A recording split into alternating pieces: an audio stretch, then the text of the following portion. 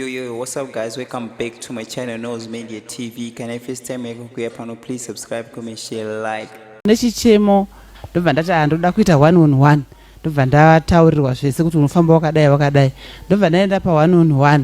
saka ndapinda ndobva ndataurirwa zvese zvazvindinetsa ndikati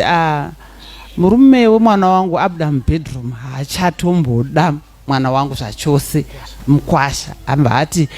anyora tsamba rino pafoni kuna tezvara kuti ina nchada chi mwana weyu ndiri kuuya naye ndikati alright hapana chakachata uye akona naye ini mbva ndakumhanya kuya kunuku mwana wacho ndakatombudza kuti endai ikoko ndogara ndichiona prophet pa Facebook ndikati hora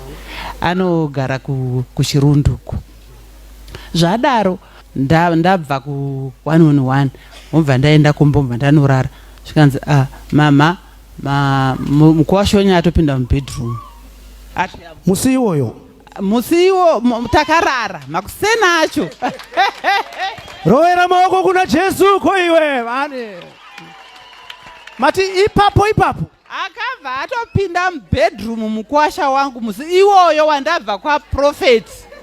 kutsamba kai damba refu aiwa damba refu nanhasi daenda toya naro ndaitokuratidzai ringoripo zvakashandurwa ndaenda ndagara ndakasvondo rakapera ndobva ndaona Mukwasha auya ane mota yake mwana wangu ane mota yake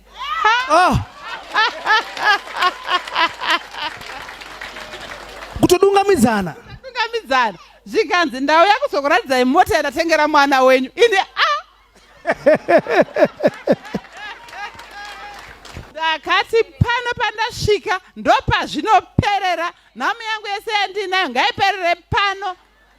kunge fani iye zvino atoo nemota yake mwana wangu ngatiisei maoko kuna Jesu zotyisa kana nazvina sananizozvitambira kuti chokwadi here asi aiwa vatogara vese ndivakuto